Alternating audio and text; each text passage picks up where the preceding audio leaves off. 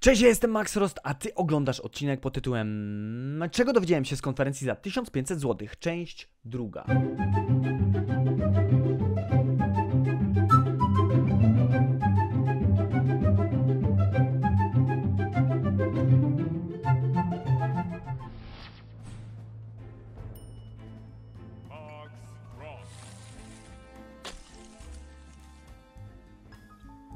Jeżeli oglądałeś odcinek pierwszy, no to kontynuujemy z kolejnym gościem, a jeżeli nie, to zapraszam Cię do poprzedniego odcinka, który pewnie Ci się gdzieś tutaj wyświetli. Warszawa, 27 września tego roku, a więc wchodzę na salę pełną świetnych gości i widzę, że już Cezary Lech, bo o nim mowa, już zaczął gadać. CEO sprawnego marketingu jest w tym biznesie już od 13 lat, nie tylko jego firma wydaje takie czasopismo, które się nazywa Sprawny Marketing. Organizują w Polsce bardzo dużo szkoleń z pozycjonowania, z social mediów, a przy okazji organizuje jedną z największych konferencji 2 razy w roku marketingowych w Polsce, I Love Marketing. A więc spóźniłem się na jego wykład i Cezary już w swoim stylu podaje szybko i konkretnie narzędzia do produkowania reklam, spotów, generalnie contentu. Wszystko to, co możemy spotkać na portalu Fiverr.com, tylko lepsze i tańsze. Na koniec było o materiałach wideo. Należy się skupić na 2 rzeczach.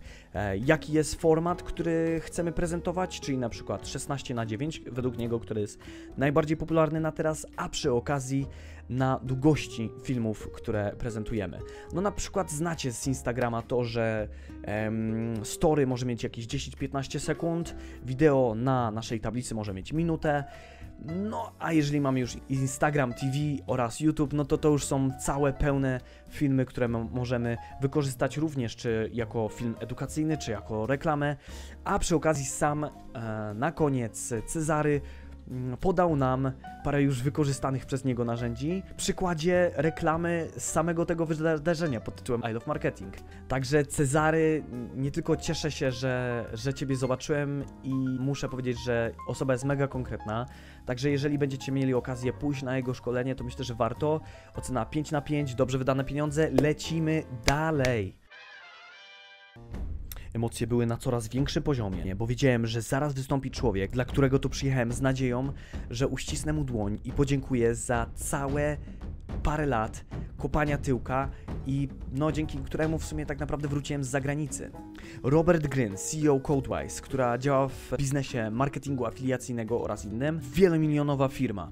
Prywatnie całkiem fajny koleś, co nie zmienia faktu, że jego aktywatorski poziom, podejście do życia spowodowało, że właśnie byłem na tamtej sali.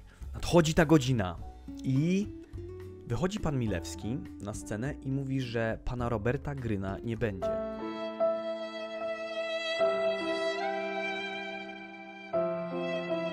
Totalnie zasmucony i załamany tym faktem.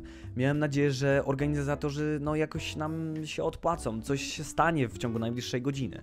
Ku mojemu zaskoczeniu, w zastępstwie pana Roba wystąpił Łukasz Jakubiak. 20 metrów Łukasza. Kojarzycie? To właśnie on. Wszedł na scenę z lekką dozą nieśmiałości, bo wiedział, że zastępuje kogoś wielkiego. Okazało się, że Łukasz w rozmowie z organizatorami wspomniał, że ma przygotowaną jak zwykle swoją prezentację motywacyjną i chętnie w sumie zastąpi pana Roberta Gryna, jak już zaszła taka konieczność. To się nazywa mieć asa w rękawie. Łukasz rozbawił nas swoją prezentacją nie tylko o swoim życiu, ale o takich głupich rzeczach, które robił, które zaskutkowało tym, kim jest teraz. Że warto robić głupie rzeczy, aby otrzymać to, czego chcemy.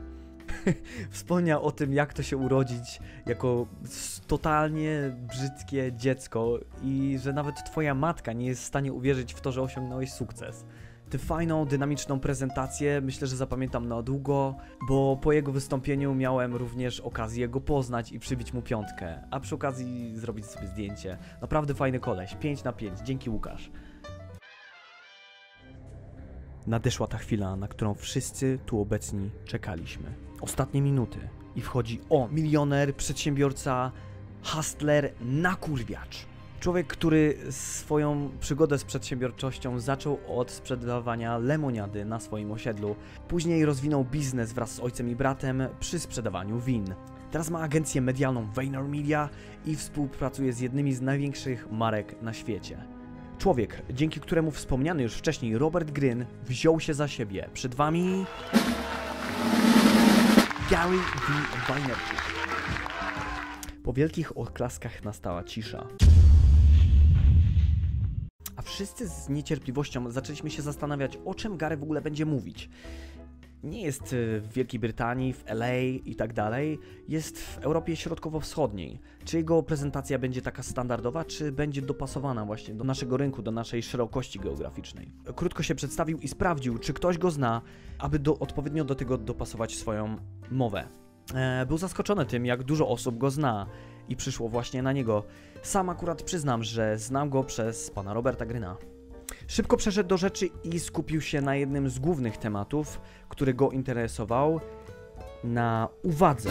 Dosłownie. Cokolwiek robisz, gdziekolwiek jesteś, chcesz tego czy nie, nawet jak oglądasz telewizję, nasza uwaga kieruje się na smartfony. Mając tę świadomość, pamiętaj, aby wykonywać wszystkie swoje akcje w ten sposób, aby być właśnie tam, gdzie jest uwaga ludzka. Czy tworzysz wideo, sprzedajesz produkty, tworzysz podcasty, muzykę i inne? Tam są twoi odbiorcy, więc Gary mówi, nie kupuj ulotek, banerów, a szczególnie reklam w telewizji, ponieważ koszt wejścia w taką reklamę jest znacznie większy, jeżeli chodzi o odbiór, niż reklamy na Facebooku i Instagramie, czy jakichś innych social mediach. Jednocześnie zaznaczył, porównując Polskę do innych krajów zachodu, przy znacznej aktywności w social mediach, że reklamy na Facebooku i Instagramie są niebywale tanie. Jednocześnie zaznaczył, zagroził nam trochę, że jeżeli my tego nie zrobimy, to przyjdzie grupka zdecydowanych, agresywnych i ludzi, którzy wiedzą, czego chcą i przejmą social media za nas. Podoba mi się sposób jego mówienia, myślenia, zrób lub zginuj. Nie ma czasu na płacz w poduszkę, bo biznes ci ucieka. Kolejny temat, który poruszył, to marka osobista. Teraz żyjemy w świetnych czasach, w których wszystko się sprzedaje. Ludzie mają kasę, jeżeli chcesz dostać pracę, to możesz dostać ją gdziekolwiek, w Polsce czy może na świecie, w zależności od twoich umiejętności. Ale generalnie kryzysu ekonomicznego nie było już od ponad 10 lat. When the shit hits the fan, jak to powiedział Gary V, czyli grzecznie mówiąc, kiedy wszystko się posypie, czyli będzie kolejny kryzys ekonomiczny, nie będzie mowy o kupowaniu byle czego, tylko o mocnym oszczędzaniu i szukaniu tego najtańszego i szukaniu innych prac, bo ludzie jak zwykle już zresztą pod względem historii będą zwalniani. There's a lot of people right now that are kind of winning, because the economy is frothy, not because they're good. That's who's in trouble.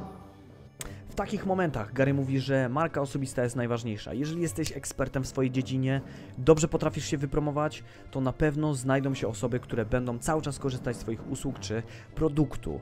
Natomiast jeżeli i tak jesteś ekspertem, jesteś może nawet najlepszy w swojej dziedzinie, ale nikt o tobie nie słyszał, bo nie dbasz o tą swoją markę osobistą, nie jesteś w social media i tak dalej, no to ludzie nie będą korzystać z twoich usług, no bo jak mają do ciebie dotrzeć? Jeżeli nie jesteś dostosowany do XXI wieku i tam, jak się ta marka osobista kreuje. W taki sposób, niezależnie od czasów, ludzie będą wiedzieć, że mogą sięgnąć po twój produkt, usługę, po twoją osobę, bo po prostu ufają twojemu wizerunkowi. Very easy to get $4,000 from a brand to take a photo on your Instagram when the economy is good. When the economy is bad, no brand is going to do that. Then you're an influencer with 1 million followers on Instagram and you're like, where's my money? Nowhere. Now what? You haven't built anything except your reputation. Gary wiedział o tym, że ma ograniczony czas, chociaż najwięcej spośród prelegentów to nie owijał w bawełnę i zaczął z kolejnym tematem. Podnieście ręce do góry osoby, które słuchają podcastów. Pół sali podnosi ręce. Widzicie to? A teraz niech podniosą ręce osoby, które słuchały podcastów 5 lat temu. 13 osób podnosi ręce. Dzięki. Ten eksperyment miał nam dowieść, że audio zaczyna nabierać coraz większej wagi w dzisiejszym świecie i rzesza słuchających powiększa się. Należy według niego zwrócić na to uwagę i rozmawiać z podcasterami, najlepiej z tych 50 najlepszych w kraju, i rozmawiać z nimi o tym, czy nie można by było przed ich show wrzucić to, co mogło być kiedyś w radiu albo w telewizji. Widzicie, dokąd zmierzam? Podcasty są super. Dlaczego? Ponieważ są pasywne. Nasze oczy są wolne, nasze ręce są wolne, tylko nasze uszy są razem z nagraniem. Możesz czytać biernie książki lub słuchać ludzi, którzy mówią o interesujących Ciebie rzeczach. W trakcie tego możesz robić cokolwiek innego, prasować, robić zakupy, po prostu biegać, cokolwiek. A Ty, słuchasz w ogóle podcastów? Wiesz, czym są podcasty? Daj mi znać w komentarzach, a my lecimy dalej z tematem. Podcasty można złapać nie tylko na Spotify, na Castbox, Podcast Addict czy Apple Podcasts. Jest tego mega dużo, więc najlepiej, jeżeli masz Androida, masz bardzo dużo aplikacji, które mogą z tego korzystać, lub na przykład Apple Podcasts jest też dobrą aplikacją do tego. Te oraz inne to są platformy, na których nie tylko wypada być, ale warto również z nich czerpać content i może inspirować się do robienia kolejnych rzeczy. Na koniec Gary stwierdził, że polski Twitter nie wybuchł tak jak w innych krajach i jest strasznie niedowartościowany i idealistycznie nawet stwierdził, że czeka na to, aż po wykładzie, kiedy już wszyscy się pocałujemy, powiemy cześć, cześć, było fajnie, zbierze się grupka 10-20 najbardziej agresywnych i zdecydowanych osób i rozwiną polskiego Twittera. Sam przyznam, że przed tym wydarzeniem nie miałem konta na Twitterze. Nie widziałem w tym jakiejś wielkiej wartości. No tak naprawdę wszyscy, których obserwuję, są już na Instagramie, Facebooku czy LinkedInie, więc tak nie czułem do końca jakiejś wielkiej potrzeby bycia tam. A może się mylę? Może Twitter to właśnie jest ta rzecz? Powiedz mi w komentarzach, co o tym myślisz, bo rzeczywiście może ten Twitter to jest coś, co jest troszkę niedoceniane w naszym kraju. Tamtego dnia, właśnie w tamtym roku, miałem przyjemność poznać tych agresywnych, tych zdecydowanych, młodych, głupich, naiwnych, wszystkich fajnych ludzi, którzy tworzą content, mają jakąś taką swoją pasję i chcieliby ją rozwijać. Jeżeli tego słuchacie, no to bardzo Wam za to dziękuję, za Wasz czas, za Waszą energię i myślę, że te wideo też jest po to, żeby tak jakby pozostać razem w kontakcie. Dlatego też zdecydowałem się pójść na taką konferencję, żeby poznać trochę więcej takich wariatów jak ja. Kończąc już te relacje, wspomnę, że sesja Q&A zostanie dla nas tajemnicą i będzie tylko znana dla osób, które były na tej konferencji. Dzięki za odsłuchanie drugiej części. Mam nadzieję, że ten materiał był dla Ciebie wartościowy. Jeżeli chcesz więcej słuchać takich materiałów albo troszkę innego rodzaju, no to polecam zasubskrybować albo walnąć po prostu w ten dzwonek jak w dzwonek Zygmunta. Mam nadzieję, że zobaczymy się, usłyszymy się w komentarzach, bo myślę, że kontentu, informacji, które były tutaj zawarte, było całkiem sporo. A jeżeli chcesz odpocząć trochę od wideo, to zawsze możesz posłuchać mnie na przykład na Spotify albo jakiejś innej Twojej apce podcastowej. Max Frost również. I no mam nadzieję, że poznamy się. Może znajdziesz mnie na Facebooku Max Frost przez 2Z, czy może na Instagramie. Też tam jestem i udzielam się. Można mnie poznać już troszkę bardziej z innej strony. I mam nadzieję, że miałeś fajny dzień, będziesz nakurwiał dalej i spełniał swoje marzenia. Z tej strony Max Frost, zbijam. Cześć! Cześć, jestem Max Frost, a ty... Ty, co robisz? Wyłącz to. Frost, a ty odcinasz. Co odcinasz? A ty odcinasz oglądek. Nie, czekaj.